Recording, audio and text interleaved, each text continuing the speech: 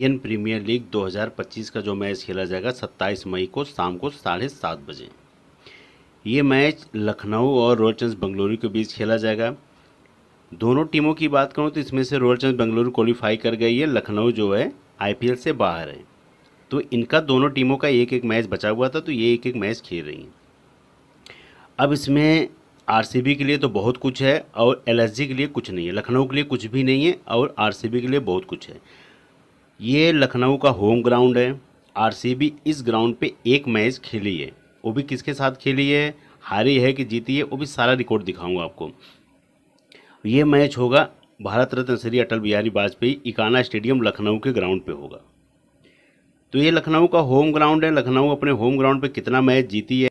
अब pitch report की बात करूँ, इकाना स्टेडियम की जो लखनऊ की पिच रिपोर्ट, यहाँ पे अभी तक 7 मैच खेले गए हैं। 7 में से केवल 2 मैच जो है बैट फर्स्ट वाले जीते हैं, उसके अलावा सारे मैच जो हैं बॉल फर्स्ट वाले जीते हैं। एलएसजी पंजाब का हुआ था बॉल फर्स्ट, जीटी एलएसजी का हुआ था बॉल फर्स्ट, उसके बाद एलएसजी सीएसके का हुआ था तो बॉल फर्स्ट। अब यहाँ पे एलएसजी और एमआई का हुआ था तो यहाँ पे एलएसजी ने बैट फर्स्ट करके ये मैच जीता।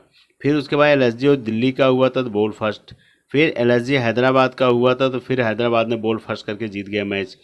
फिर हैदराबाद वर्सेस आरसीबी का हुआ था तो हैदराबाद ने यहाँ पे बैट फर्स्ट करके 231 बनाया था, तो आरसीबी यहाँ पे 189 पे ऑल आउट हो गई, 10 विकेट गिरा था।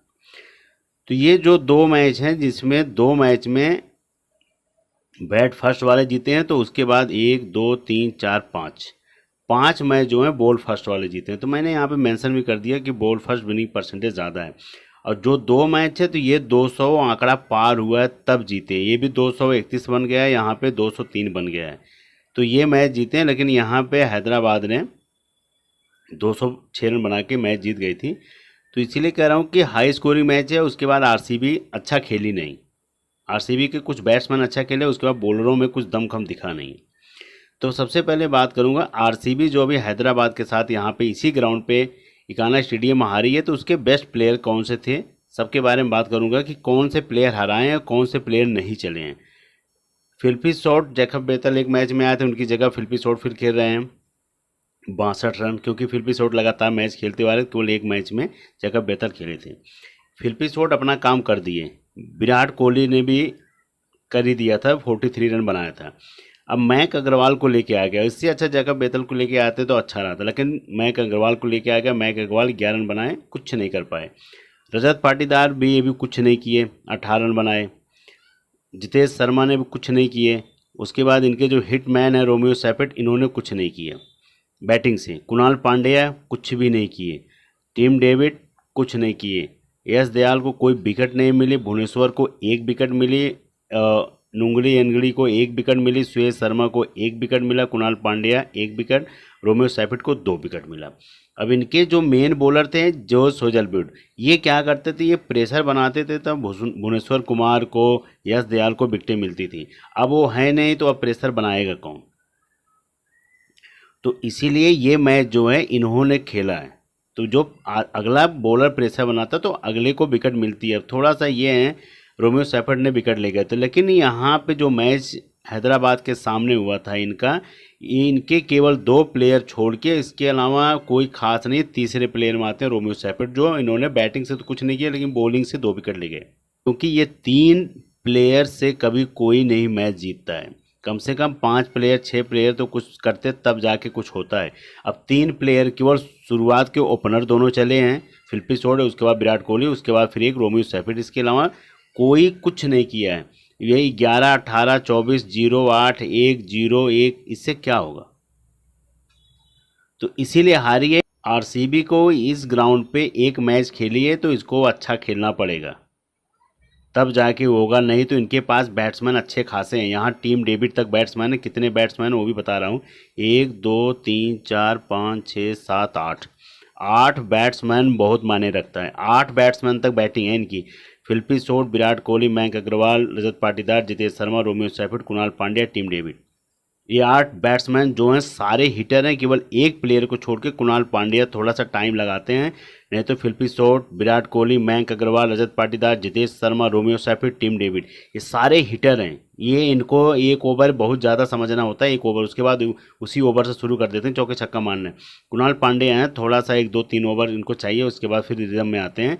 लेकिन जितने प्लेयर बता रहा हूँ 7 प्लेयर, तो ये सारे हिटर हैं टॉप के। और बॉलिंग से जो इनका है, बॉलिंग डगमगाई हुई है, तो एस दयाल ने कुछ नहीं किया, भुवनेश्वर कुमार कुछ नहीं किया, अनगुलित कुछ नहीं किए, सुरेश शर्मा ज़्यादा कुछ जादू नहीं दिखा पा रहे हैं, कुणाल पांड्या 1 ही विकेट मिला, रोमियो सेफिट को 2 विकेट मिला। उसके अलावा जो बेंच पे बैठे हैं, जिनके खेलने के अगर जेस हेजलवुड नहीं खेलेंगे तो फिर मुझे लग रहा है इनकी जगह नुआन तुषारा को लेके आया जाए, क्योंकि इसमें बॉलिंग में थोड़ा सा नुआन तुषारा मुझे सही लग रहे हैं। लिविंगस्टोन, जैकब बेथल, अगर जैकब बेथल को मौका मिलता है तो देख लेना, लेकिन मुझे नहीं लग रहा है लिविंगस्टोन को मौका मिलेगा, क्योंकि इनके पास बैटिंग तो अच्छी खासी है ही। उसके अलावा जो अब लखनऊ की बात करूं तो लखनऊ यहाँ पे सारे मैच खेली है, जितने मैच लखनऊ के हुए हैं सारे मैच खेली है। लखनऊ कितना मैच खेली है? 1 2 3 4 5 6 6 मैच इस ग्राउंड पे खेली है लखनऊ। 6 मैच का रिकॉर्ड लेके आया हूँ। मिचेल मार्श का है 65 45 30 60 0, मतलब बढ़िया रिकॉर्ड है, लेके चलना पड़ेगा आपको। एडम मार्करम का रिकॉर्ड 61 52 2 विकेट 6 58 53 28, इनको भी आपको लेके चलना पड़ेगा, इनका भी रिकॉर्ड बेहतरीन है। ऋषभ पंत सारे मैचों में केवल एक पारी खेली थी, 63 रन, उसके अलावा नहीं, तो मैं इनको केवल ग्रैंड लीग बोलूँगा, ना हेड टू हेड बोलूँगा, ना स्मॉल लीग बोलूँगा। पूरन को आपको लेके चलना ही पड़ेगा, तो ये 3 इनके जो बैट्समैन, इनको तो आपको लेके चलना पड़ेगा। 1 2 3 मिचेल मार्श, एडम मार्करम, उसके बाद पूरन, उसके बाद चौथे पे आते हैं आयुष बड़ानी। 4 जो बैट्समैन हैं इनको लेके चलना पड़ेगा, केवल एक आपको पंच को छोड़ के। ये 4 बैट्समैन आप तीनों फॉर्मेट में लेके चल सकते हो, चाहे स्मॉल लीग खेलना है, चाहे ग्रैंड लीग खेलोगे, चाहे आप हेड टू हेड खेलोगे। फिर उसके बाद अब्दुल समद केवल ग्रैंड लीग पिक रहेंगे, डेविड मिलर केवल ग्रैंड लीग पिक रहेंगे, क्योंकि रिकॉर्ड आपने देखा है 3 2 20 7, उसके बाद 14 27 19। उसके बाद फिर रवि बिश्नोई को आप रख सकते हो, तीनों फॉर्मेट में अच्छे हैं, जो 2 मैचों में विकेट ले गए, उसके अलावा विकेट नहीं मिला, 2 विकेट 2 विकेट। आकाशदीप को 1 विकेट केवल ग्रैंड लीग पिक रहेंगे, आबिस खान भी ग्रैंड लीग पिक रहेंगे। दुर्गेश सिंह राठी तीनों फॉर्मेट लेके चल सकते हो, दुर्गेश सिंह राठी का ठीक है, दिग्विजय सिंह राठी ठीक है, उसके बाद 2 wicket 1 wicket 1 wicket 1 wicket 2 wicket. उसके बाद Shardul Thakur 2 wicket 1 wicket 1 wicket. उसके बाद विलियंस की बात करूं तो विलियंस का भी 1 मैच खेले थे, 1 विकेट ले गए थे। तो ये रिकॉर्ड है लखनऊ का। अब लखनऊ की अगर बात किया जाए 6-7 मैच का, 6 मैच का, तो 6 मैच में सबसे टॉप के देखो प्लेयर जो लगातार ये भी बॉलिंग करते हुए आ रही है, ये भी, तो मैं यहाँ पे अगर 2 प्लेयर मुझे बॉलर रखने पड़ेंगे तो एक रवि बिश्नोई रखूँगा, एक दिग्विजय सिंह राठी रखूँगा, 2 इनको रखूँगा। उसके अलावा फिर बैटिंग से एक पूरन हो जाएंगे, आयुष बटानी हो जाएंगे, उसके बाद एडम मार्करम हो जाएंगे, मिचेल मार्श हो जाएंगे, क्योंकि मार्करम भी बॉलिंग करते हैं। तो 3 बॉलर के साथ 5 प्लेयर इनके टॉप के प्लेयर हैं, जिनके बारे में मैंने टिक मार भी दिए थे। 1 2 3 4 5 6 प्लेयर हैं, जो 6 प्लेयर आप लेके चल सकते हो, जो ब्लू टिक मारा हूँ यही 6 प्लेयर इनके बेस्ट हैं। ये आप इनको तीनों फॉर्मेट में लेके चलोगे, आपको घाटा नहीं होगा, चाहे आप ग्रैंड लीग बना रहे हो, चाहे स्मॉल लीग बना रहे हो, चाहे आप हेड टू हेड बना रहे हो। अब ग्रैंड लीग के लिए आबिस खान को मैंने बता दिया हूँ, अगर ये कुछ नहीं करेंगे तो उनकी जगह आबिस खान को रखना पड़ेगा। अब रवि बिश्नोई अगर कुछ नहीं करे तो आबिस खान को रखना ही पड़ेगा, आबिस हो सकता है इनकी जगह आबिस खान विकेट ले जाए। अब ये अगर टॉप ऊपर का टॉप ऑर्डर जल्दी आउट होता है तो पंत फिर आपको थोड़ा टाइम देंगे, हो सकता है लास्ट मैच में रन बना जाए। फिर आयुष बटानी को तो लेके चलना ही पड़ेगा, उसके बाद थोड़ा सा अब्दुल समद पे भी आप, या तो फिर यहाँ पे डेविड मिलर, तो इनको ग्रैंड लीग ही पिक रहेंगे। आप head to head small league में अगर लगाओगे तो, क्योंकि कभी कभी चांस होगा कि हो सकता है कि ऊपर का टॉप ऑर्डर जल्दी आउट हो जाए, ये आके रन मार जाए, आप रख लो, तो कभी कभी होता है 10 मैचों में काल, लेकिन आप सोचोगे हमेशा, तो हमेशा नहीं होता है। तो यहाँ पे जितने प्लेयर के बारे में बताया हूँ, ये 5 प्लेयर जो टॉप के प्लेयर हैं और जिनके बारे में बताया हूँ, ये आपके लिए ग्रैंड लीग के पिक रहेंगे, सबसे बेस्ट वही रहेगा।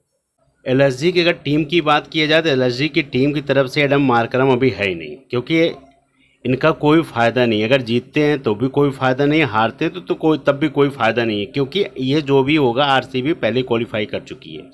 अब एडम मार्करम है नहीं जो इनके टीम की तरफ से बेस्ट रन बनाते थे, एलएसजी की तरफ से। तो पूरन मिलेंगे आपको अभी, उसके बाद मिचेल मार्श, आयुष बडानी, अब्दुल समद, ऋषभ पंत, और उसके बाद यस अहमद, आबिस खान, रवि बिश्नोई, दिग्विजय सिंह राठी, उसके बाद बिल्ली की। ये आपको टीम में मिलेंगे जो अभी रिसेंट खेले हुए थे इससे पिछला मैच। तो इसमें अगर सबके टॉप की पिक की बात किया जाए एलएसजी की तरफ से, एक तो पूरन की बात की करेंगे, उसके बाद मार्च के बाद फिर आयुष बडानी, क्योंकि पंत चल नहीं रहे हैं। पूरा 5-6 मैच खेले हैं इसी ग्राउंड पे, जिस ग्राउंड पे मैच होगा अटल बिहारी वाजपेयी ग्राउंड के इकाना स्टेडियम पे। तो 6 में एक मैच में केवल रन मारे हैं, उसके अलावा सब में फ्लॉप चले गए। अरशद अहमद की बात करूँ तो ये भी कुछ नहीं किए हैं, ना उसके बाद ये किए हैं। तो ये 3 प्लेयर जब 6 मैच में कुछ नहीं करेंगे तो 7वें मैच में क्या करेंगे। तो अभी जो टॉप की पिक की बात की जाए तो यही 3 प्लेयर थे, जिसमें से एक प्लेयर जो है आपको एडम मार्करम है नहीं, तो आपको 3 प्लेयर लेके चलने पड़ेंगे। उसके अलावा बॉलिंग से जो इनके सबसे टॉप की पिक थे, एक रवि बिश्नोई और उसके बाद दिग्विजय सिंह राठी, इन दोनों को लेके चलना, और तीसरा जो है ये विलियम्स को लेके चलना। ये तीसरा प्लेयर है। तो 3 प्लेयर इधर और 3 प्लेयर ये जो आपके लिए सबसे बेस्ट पिक रहेंगे 6 प्लेयर। हाँ, इसमें से अगर तीनों में से किसी को आजमाना होगा तो अगर पंत पे थोड़ा जोर लगाना है तो पंत पे अगर लेके चल सकते हो, और इन दोनों को लगाना होगा तो आपको ज़्यादा टीमें बनानी पड़ेंगी, तो ग्रैंड लीग के आजमाना पड़ेगा। इसके अलावा मुझे नहीं लग रहा है इसमें एलएसजी की तरफ से कोई खास है। आरसीबी की अगर बात की जाए तो आरसीबी के जो टॉप प्लेयर हैं, केवल एक अभी हेजलवुड नहीं खेले थे, अगर खेलेंगे तो इनके लिए इन सबसे टॉप की बात यह है कि हेजलवुड के न रहने से टीम कमज़ोर पड़ गई बॉलिंग से। बैटिंग से अभी जो लास्ट मैच खेल के आ रहे हैं तो उसमें सारे फ्लॉप चले गए थे, केवल 2 प्लेयर रन बनाए थे, एक फिलिपी शॉर्ट, एक विराट कोहली। इसी ग्राउंड की बात कर रहा हूँ, इकाना स्टेडियम की। उसके अलावा ये सारे प्लेयर जो हैं फ्लॉप चले गए थे, केवल ये दोनों रन मारे थे और ये इनको 2 विकेट मिला था रोमियो सेपेट को। तो ये चीज़ें डाउट क्लियर कर रहा हूँ, क्योंकि ये ही 3 प्लेयर चले थे। अब इस पर अगर इनको जीतना होगा तो इनके लिए कुणाल पांड्या, भुवनेश्वर कुमार, रोमियो सेपेट, विराट कोहली, उसके बाद फिलिपी शॉर्ट, रजत पाटीदार, जितेश शर्मा, इन 5-6 को परफॉर्मेंस करनी पड़ेगी तभी जीत पाएंगे, नहीं तो फिर हार जाएंगे। क्योंकि क्वालिफाई चली गई, लेकिन अगर ऐसे हारते रहेंगे तो भी बाहर हो जाएंगे। अब लखनऊ आरसीबी की जो ये टीम है, लखनऊ की तरफ से पूरन, मिचेल मार्श, आयुष बडानी, इन तीनों बैट्समैन को रखा हूँ। अब उसके बाद बॉलिंग से दिग्विजय सिंह राठी और विलियंग, ये 2 बॉलर दिग्विजय सिंह राठी, विलियंग, उसके बाद आयुष बडानी, मिचेल मार्श और पूरन, ये 5 प्लेयर लखनऊ की तरफ से लेके चल रहा हूँ। उसके अलावा आरसीएस शर्मा, विराट कोहली, कुणाल पांड्या, रोमियो सेपेट और उसके बाद Bhuvneshwar Kumar. Krunal Pandya bowling plus batting, और Romario Shepherd bowling plus batting, Bhuvneshwar Kumar केवल बॉलिंग। तो इन तीनों से बॉलिंग और इन तीनों से बैटिंग। तो ये 6 प्लेयर इनकी तरफ से रखा हूँ, और उसके बाद 5 प्लेयर जो है लखनऊ की तरफ से रखा हूँ। अब कैप्टन वाइस कैप्टन आपके पास चॉइस 1, 2, 3, 4, ये 4 सबसे बेस्ट कैप्टन वाइस कैप्टन रहेंगे। उसके बाद फिर आप कुणाल पांड्या, रोमियो सेपेट, फिर जाके आयुष बडानी, फिर भुवनेश्वर कुमार, फिर इन पे जा सकते हो। लेकिन जो आपके लिए सबसे टॉप के रहेंगे यही रहेंगे अभी फिलहाल चारों कैप्टन वाइस कैप्टन के लिए। हेड टू हेड में, स्मॉल लीग में भी, ग्रैंड लीग में थोड़ा सा डिफरेंट हो जाएगा।